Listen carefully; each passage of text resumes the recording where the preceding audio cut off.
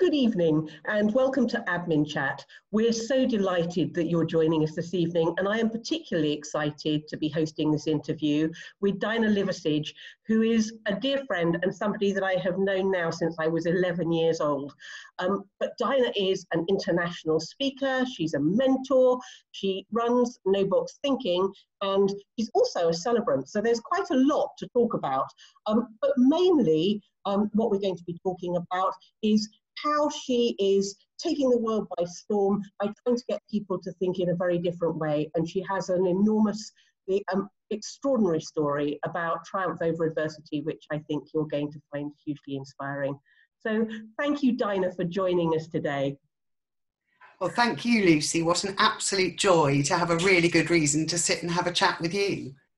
Oh, well, I'm really hoping it is going to just be a chat, because I know I've got lots of questions to ask you, but I know that you're going to go down a storm with our viewers. So I think we should start really by setting the scene. So can you tell us a little bit about yourself and what your background was? Because I know, but I'd like them to get to know you a little bit.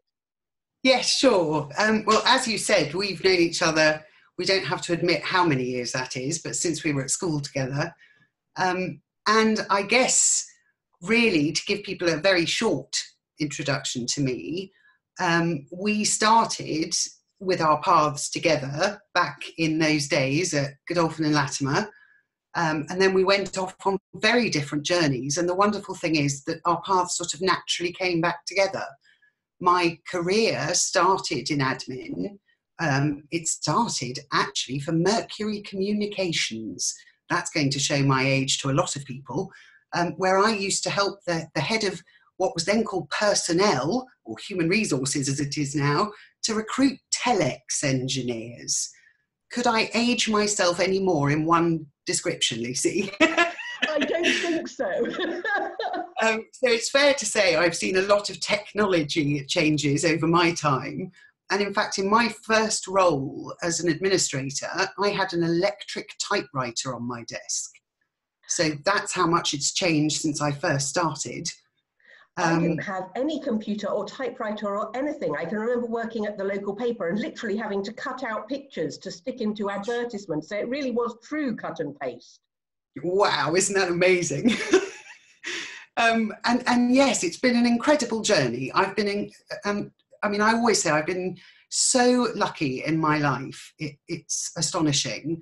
And I'm a great believer that we do make our own luck. So it's been a journey that I acknowledge has had some quite remarkable twists and turns, but the sort of history of it has gone through some really wonderful companies who've played a big part in me having a really exciting and varied career. And I suppose I'd have to say the biggest one of those would be SmithKline Beecham, now GlaxoSmithKline. And we're going that's to talk where my about role as and it's where my role as an administrator really suddenly developed into something totally new. Absolutely. Now, I know that you are encouraging people to do no box thinking now, but your career as a no box thinker really started right the way back in school, didn't it? Because you were somewhat of a rebel. Yes. I think, honestly, I've spent most of my life resisting being put in a box. I was a rebel at school. I was adopted when I was 6 weeks old, and I think that plays a huge influence on most young adopted people's lives about this desperate need to either fit in or be seen as very different. And I certainly wanted to be seen as very different. I have always been very proud of the fact I was the first punk leader of our school orchestra at Godolphin and Latimer. And quite often on a Monday, I'd get sent home from orchestra rehearsal with the strict instructions to put my hair back to its natural colour, which of course I never did.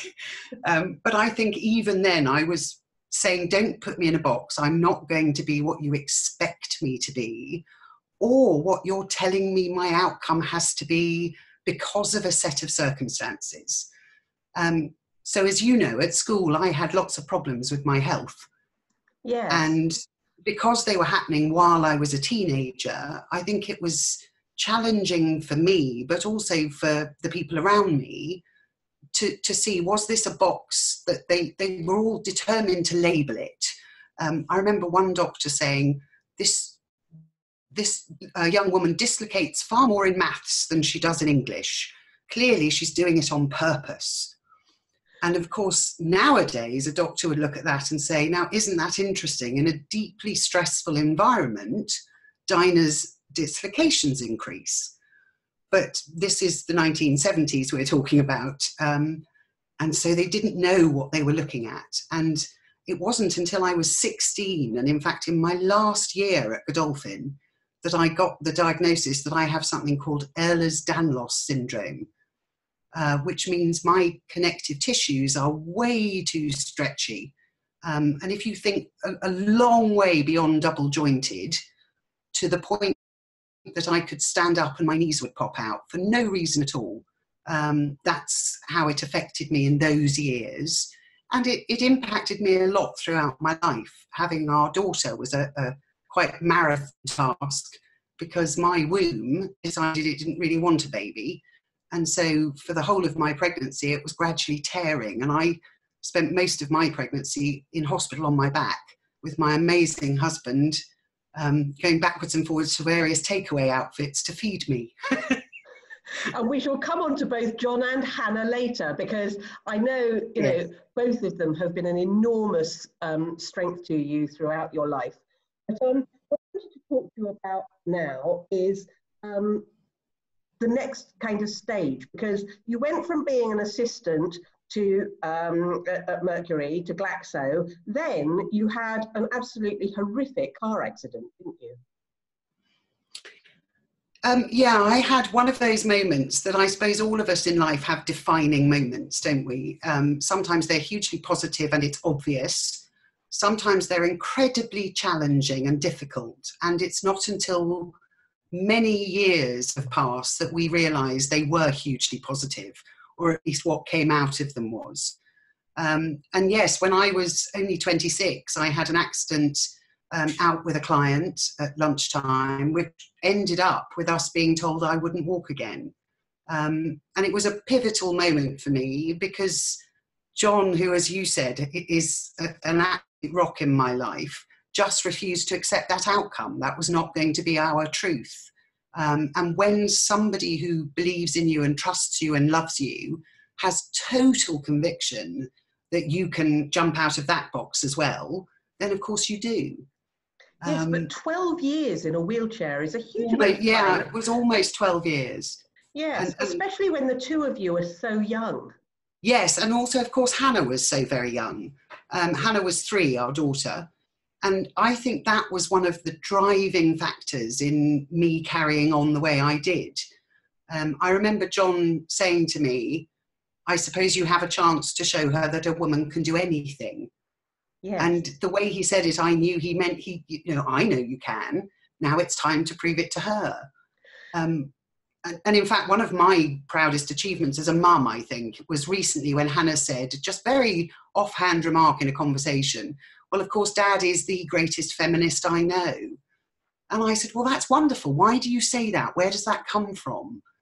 And she said, well, it was just his total belief in you and me as women, that we were so capable and could do anything. And I think that sprung from that very early message for her. He just absolutely wouldn't accept that you were not going to get better, would he? No, would not accept it. And has this wonderful ability to see things. He really is the best no-box thinker I know. He really is, Lucy. So when a doctor said to him about 4 months after my accident, and persisted to say for several years while I was in my wheelchair, we could make all of this go away if we just took Dinah's left leg.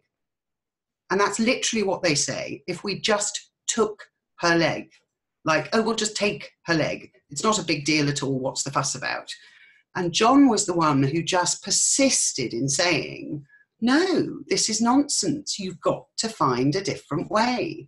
Because if you take her leg, we never get to have this moment again where we say, but what if she could teach herself to use it? And that's a remarkable way to think. Yes, for definite. And one of the things he did that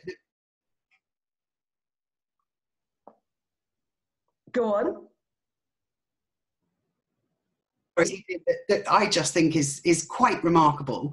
When they were talking about what to do next, they had made a special cast to wear on my leg to see if we could get me to stand up. And every time I stood, my ankle would dislocate so aggressively that it would break the cast. And we're talking about a fiberglass cast here, so it was really violent. And one day, John came in from the garage with a rollerblade. And he had taken the wheel off the bottom, the strip that runs along the bottom. And he said, put this on your foot. And I looked at him like, yeah, sure, I'm going rollerblading. Are you trying to be funny? And he said, no, trust me on this. Put this on your leg. I think this is going to be stronger than that fiberglass thing that they keep fitting you for at the hospital. And we put it on my leg and tied it all up with the straps that you do up if you were going to go skiing or rollerblading. And I stood up and took 3 steps for the first time in 10 years. Oh, just amazing. And where does that even come from if you're putting somebody in a box? Because absolutely. And they told you that it just wouldn't happen, didn't they? Never. It was not going to happen. That was it. This was the rest of my life. And just, live with it. Your body still thinks it's paralyzed though, doesn't it?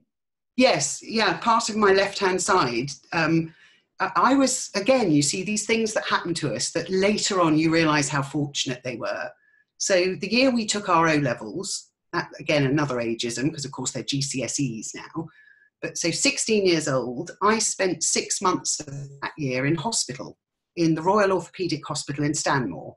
And I actually did all my mocks from there and had to write most of my exams with the wrong arm because I was having lots and lots of issues with dislocations. But one of the remarkable things was they were trying a new technology called biofeedback. And biofeedback puts electrical stimulation into your muscles, and you learn from that which muscles contract that force a dislocation and which muscles could I contract to put it back in by myself. And because I knew my brain had learned to do that back then, I decided, well, maybe I could teach my leg, even though I can't feel the muscles, to do the same thing. And sure enough, without even needing a machine, I have trained my left leg to contract and expand muscles to allow me to walk. And for the first year, if I spoke to you while I was walking, I would fall over because I just couldn't multitask at that level. That's hysterical. And even today, silly things have happened. Like I've been standing in a networking event talking to somebody for 20 minutes and he's looked down and gone, oh my goodness, I've been standing on your foot for 20 minutes and I hadn't realised. Oh my word. And as you know, if I stand still for too long, I kind of start swaying a bit. So it takes getting used to, but look, I'm standing up and I'm walking, and isn't that amazing? It really is. And let's just go back for a minute then to when you were in the wheelchair, because we talked a bit about GlaxoSmithKline, or SmithKline Beecham as it was at that point, and they played an enormous part in your recovery, didn't they? They really did. And I have to say, they were tremendously supportive as a whole team. But one person, I think, in particular, had a huge impact on me. And I think language is massively important. And this, to me, was a prime example of that. So I went back to work in this dreadful, very loud, awfully slow NHS wheelchair that you literally can hear coming from half a mile away. And Mitch Sapolsky, who was the chairman of the international division for SmithKline Beecham, so that's every country in the world except Europe and the US, came out of his office. And he was, if you didn't know him, he came across as a hugely confident American gentleman. And he said in this beautifully loud, confident voice, "Hey babe, how are you doing?" And in my typically British way, I said, "I'm fine, thank you, Mitch, how are you?" And he said, if I'd wanted a BS answer, I wouldn't have asked the question. Come into my office. And I was completely blown away by that response. And we went into his office and he picked up his phone to his executive assistant, Yvonne. And all I heard him say was, "Clear my day." And he put the phone down. And instantly I felt something shift about self-worth, because here was the chairman and he was going to take the time to talk to me. And then he said a remarkable thing. He said, I know the doctors and John will all be taking care of what you need. Tell me what you want. And I still, honestly, Lucy, I still get very emotional saying it, because nobody had asked me that question. And what I wanted, and I told him, what I want is to still feel needed. What I want is to still feel like I can make a difference and add value and do something that matters. Of and course. He smiled and said very quickly, so how do you fancy running an event for me? I want 500 people here in 3 months' time. It ended up being 750 people, actually, to celebrate innovation in our industry. How do you fancy organising it? And I remember going home to John and saying, you know, I'm either going to end up getting a whacking great promotion or my P45, but Mitch genuinely believes I can do this. I have a purpose. And it was phenomenal, because not only did I do it, I can say with my hand on my heart, I did a really good job of it. And they ended up making me their international event manager. And for 11 years, I went all over the world organising their events. And I loved it. What a phenomenal job. And of course, I did all that in my wheelchair. And what a wonderful advertisement for other people in the same situation, that actually, you know, it's your legs that have got the problem, not your brain. Yes. Oh, yes. And, you know, that's what it was. Mitch and, Malcolm Allison, who headed our team at marketing, they saw me. They didn't see the chair. And trust me, that's a rare thing, Lucy. John and I used to refer to this as the "does she take sugar" syndrome, because people would quite literally talk to him while I was there, as though, because, as you say, because my legs had ceased to function, so had everything else. And far from it. But actually, how do you juggle that? I mean, I know, because I was, you know, I had 3 small children and quite a high-powered job, but obviously I didn't have the disability at the same time. So you have Hannah, who is tiny, you know, you've got this very powerful job. How did you juggle all of that? Well, do you know what's wonderful? I think the first thing that really strikes me when I look back on it is there goes my no-box thinking again. It never occurred to me that I was juggling. It never occurred to me that what I was doing was difficult. Now, that's partly because John and Hannah played such a massive role in making it work. And that can never be underestimated. This was a total team result. There is nothing exceptional about me. And people need to know that. There really, really isn't. Anybody with the right level of people believing in them and support could do what I did. But that's the key. I knew these people believed in me. And I also knew that John and Hannah were frankly having a ball.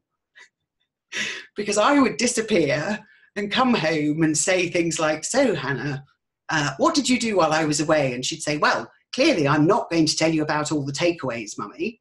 And clearly, she'd give me the great long list of all the things they'd done. And I'd say, did you miss me? And she'd say, well, we were a bit busy for that. And they just got on with it. And you know, this again goes back to what Hannah said about her dad being this remarkable feminist. Had I been the husband, I think what I did would not have been viewed as remarkable. But it was because I was the mum and I was disabled, and you and I were doing this at a time when most of the people working at our level were men. This is true, but she is an absolutely extraordinary young woman, and she actually has her own VA business, doesn't she? Yes, I love the way that started. When she'd done her A-levels and done really well, she said to us, you know, I'm not really into the whole idea of going to uni. I've sort of done the education thing for now. It's not who I am. I'd love to help Dad with his business for a few months. And gosh, what is it? She was 17 then. She'll be 30 this year. Wow, that ages me. I know, isn't that terrifying? Oh, Clearly, I was a child bride, obviously. of course. But 30 this year, and she's really, since the age of 17, kept that going because she saw a niche. She saw that there were a lot of people in the trades who do remarkable work but weren't getting the jobs because they were so busy going and visiting people, they never had time to write up their quotes, to follow up and say, did we answer all your questions? None of that was being done, let alone sending invoices. And so she started by doing that for 3 or 4 different tradespeople.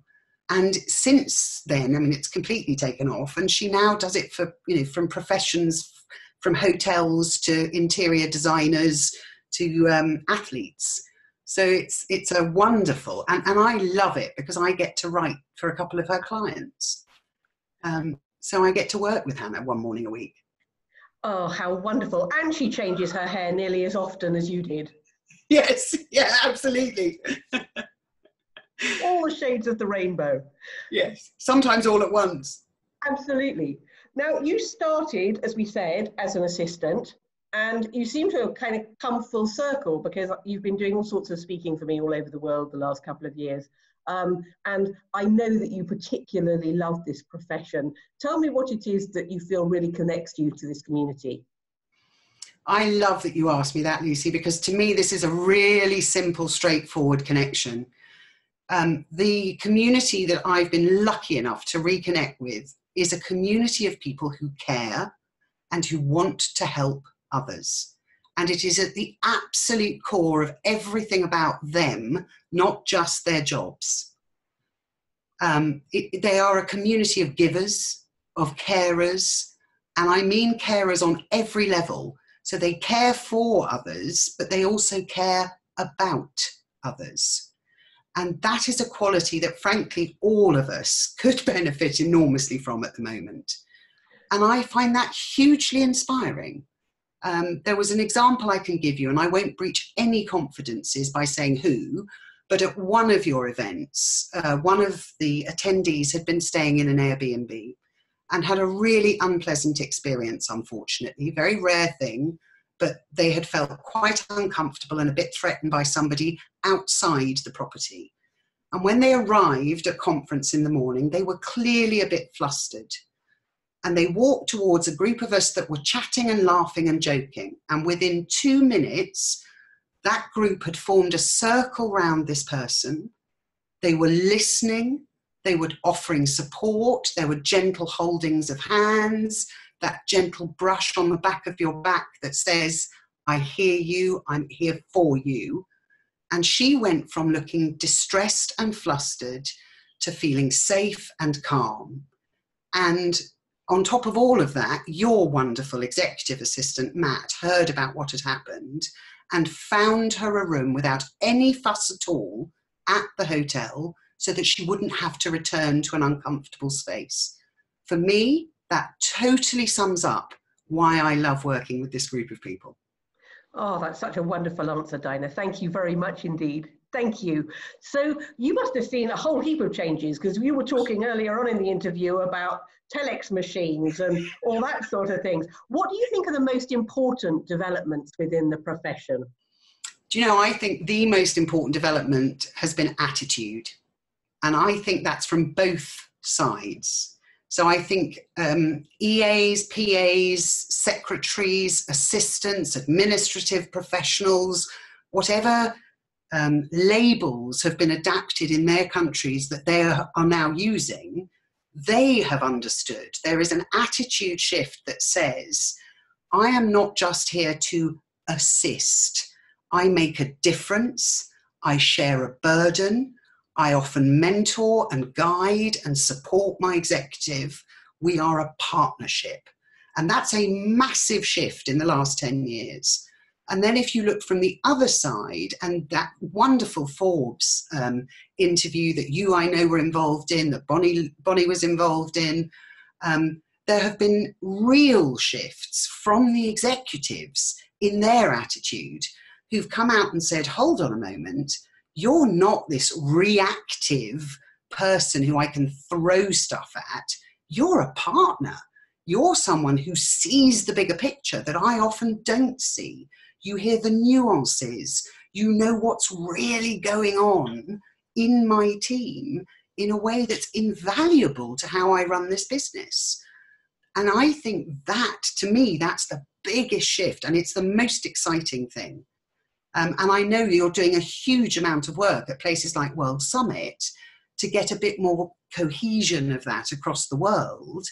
And what I hope is that helps the execs who haven't got there yet to see what they're missing. Because when it works, it's quite remarkable, isn't it? It really is. It really is. Now, I want to go back to you, and I want to talk to you a bit about No Box Thinking, because it's a relatively new initiative. So why did you decide that it was so important to start this campaign to get people to think not just outside of the box, but to throw the box away altogether? Oh, lovely question. Do you remember The Emperor's New Clothes? This wonderful idea that the emperor is told this is a magnificent suit of clothing and he pays a fortune for it and he goes out absolutely starkers. And the only person who points that out is a little child who says, but haven't you noticed he's got nothing on? Well, I remember sitting in lots of meetings, mainly in marketing, many years ago, and hearing people start by saying things like, okay, folks, today we're going to think outside the box. And I used to think, what box? Whoever said there was a box? Why do I have to be put in a box? Now, my obsession with that is really simple. I think we do ourselves a huge disservice when we allow other people to dictate what we can achieve, what we can do, what we can say, and also what our outcomes are supposed to be because of the box we're in. So, for example, in some countries today, still being a woman puts you in a box that says you may not do the following things. Or being in some countries practicing a certain faith, people will label you in a way that they believe, because of what they've been told about your faith, is the box you belong in. And I think when we do that, we do a really dangerous thing. We choose not to connect with people because we say, well, they're in a box that doesn't apply to me or that I don't approve of or I don't understand. And we also say, I'm in this box, so I can't or shouldn't do other things. And it limits us. It limits our opportunities. And it reinforces that old favourite that we've all suffered from at some point, imposter syndrome. I think one of the biggest boxes that all of us who've worked in the administrative profession put ourselves in is the just box. I'm just his PA. I'm just his assistant. I'm just her secretary. And that just keeps us firmly in place. It's like we're not allowed to venture beyond something. And I felt now was an important time to kind of rekindle this, if you like, because as you mentioned, I've been thinking this way for years, but I felt now more than ever, because almost without exception, the administrators I've been lucky enough to work with have this sense of limitations because they're somehow in a role that is below some barrier at which point they could express themselves. If I was just above that line, I could say what I really think. If I was just not a PA, I could make a difference to the company. And actually, they're very often the key person who could say the one thing that would make that change. But because they've boxed themselves in, the whole opportunity is gone. Does that make sense? It absolutely makes sense. And I'm absolutely loving the blog, and I'm loving watching you present all over the place and so on and so forth. And of course, you've moved to Wales in the last couple of years. So yes, you've also got all those wonderful 1-minute posts from Wales where we are able to relax with you. Talk to us a bit about moving to Wales and what that was all about. Sure. Well, John and I, as you know, have been together since we were teenagers. In fact, Lucy, of course, you were there the night I first met John. I still think is remarkable. I was 16 and he was 17, and I can't believe that we're still together. It's wonderful. And all of our lives together, we have said one day we're going to have a small holding. One day we're going to live in the countryside and not look at our watch all the time and not have a mobile and focus on the stuff that brings us joy and peace and contentment. And gosh, must be nearly 5 years ago now, I had a series of heart attacks. And the first thing I remember John saying to me after I woke up from the surgery was, I suppose we ought to make it one day. And I said, yeah, sounds like a plan. And here's the thing, people talk a lot about this elusive idea of something called work-life balance. And I think a lot of us wear this as some kind of, one day I will achieve that. And I really feel like this remarkable thing we did achieved that. And moving to Wales has allowed me to do a big step back and say, so what is the stuff I carry around on a daily basis that actually isn't really important? You know, that doing busy rather than being busy. And you come to a place like this, and I know you must experience this in Spain, where you take a breath and you say, do you know, if I don't do that memo about that networking meeting, nobody's life will be irreparably damaged. I can do it tomorrow.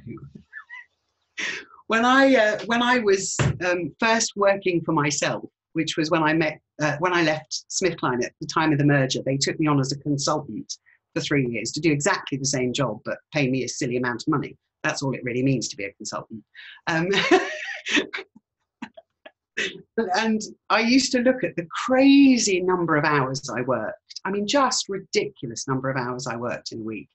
I was lucky enough, and I loved it. I was lucky enough to run a division of BNI, Business Networking International, for about a year and a half, a couple of years. And I once came out of a meeting that was only maybe an hour and a half, this meeting, and I had 43 voicemails. Oh, you want to cry. Yes, I did. I think I sat in the car and cried a little bit. And then I thought, wonder what would happen if I didn't answer any of them. And about 5 o'clock in the afternoon, I turned my phone off. About 5 o'clock in the afternoon, I turned it back on. And do you know, 26 or 27 of them, I can't remember, it was one of those numbers, had left me a message again saying, oh, don't worry, Dinah, we've sorted it out. Yes, you know, my father always said to me that when he worked in business, he would get back from holiday, and this was the day before emails. He would get back to the office after a holiday, and he would pick up everything on his desk and he would put it in the bin, because actually, if anybody wanted him that badly, they would call him back. Yes, exactly. And I love that. And I love that. And you know, coming here where we genuinely don't get mobile signal, and where I had to let all my contacts know we're moving to Wales and I won't have a mobile, was one of the most liberating moments of my life, because I don't do busy anymore. No. And it is a huge weight that goes. I remember saying to somebody in BNI, you know, nobody ever died of a networking emergency. And they really didn't. Absolutely not. So Wales tops up my happy. It allows me to take a very deep breath. And thanks to the technology that's changed whilst we've had our careers, it means I can be working with people across the other side of the world. Before you and I spoke today, I had a call with a client who I'm coaching who's in the States. Tomorrow evening at 8:30, I'm speaking to a client in New Zealand. And all of this can be done from my little patch of heaven in Wales. And what is so wonderful, Dinah, is that despite, you know, the stuff during your teenage years, the car accident, the heart attacks, you know, you are out there doing the stuff that you're so passionate about. And actually, it seems to have really focused you on the things that you are really passionate about. So, you know, doing the coaching, but either remotely or face-to-face, doing the speaking, and now you've got them signed up to be a celebrant as well, and I think that's extraordinary. Please tell me a bit about that. Do you know, I have to say that's one of the greatest joys of discovery in my life. I'm a great believer that, and I should say at this point, I do far more funeral services than wedding services. And when I first trained, I said, I'm never going to do a funeral. I'm far too emotional. I would be dreadful at it. I want to do positive, happy things like weddings. And of course, within weeks of finishing my training, I was asked to do a funeral for somebody. And I realized what an enormous privilege and gift, and actually a delightful thing, which I'm sure people will struggle with, but what a delightful thing to do, because here's what tends to happen. I go to a family's home at a time of real loss, when they don't know what to say, they don't know how to feel, they're feeling like they've just literally, their world has collapsed. And I go and I talk to them and I say, let's talk about this person you loved. And we share stories, and then other people tell them stories that they had never heard before about the person they loved. And usually we cry a little bit together, but we very often laugh together. And then I get to write a script to share with all these other people who love them, and to say, look at what a remarkable human you knew. Weren't you lucky? Now, I think to have that and to be able to say that's my job is just wonderful. I mean, mind-blowingly wonderful. And I have come across families where I get to hear stories of remarkable people. There's nothing depressing about it at all. It's quite uplifting and glorious. It doesn't mean it doesn't touch me or move me, and I do cry quite often. But a lot of that is about crying because I realise, look how incredibly lucky I am to still be here, to still get a chance to be doing this stuff. Wow, I mean, just amazing. There's still so much work I think you have to do. Can you, oh, thank you. Can you tell me, therefore, in summary, what you are looking forward to over maybe the next 5 years? Have you got plans, or do you just do day to day and go, you know what, I'm still here today, I'm going to make the most of it? What a great question. I think I probably started making plans for the future about 2 years ago. And to be honest, I never had before then. I remember Hannah telling me, with really very serious trouble and quite almost cross with me in her voice, a few years ago, when she said, Mum, I can't believe that you haven't organised some kind of private pension. That's dreadfully irresponsible. And I had to say to her, darling, we never thought I'd live long enough to need one. So why would I waste the money? And I wasn't being a drama queen. It was just a state of fact about our life. And now John and I are talking about what convertible car we're going to buy to drive around the world in. And we never made plans like that before. So yes, I am making plans. And what I'd really love, you know, I have a really simple belief about what I'm here to do. I've always believed my purpose in life is to help others be all they can be. And I believe that in the next 5 years, I will have the chance to tell a lot more people, you are remarkable too. You can do every single thing I've done if you just decide there is no box. Because when it doesn't apply to you anymore, we are remarkable things, us humans. We are so much more capable than we believe. And with the right people around us, I genuinely believe anything is possible.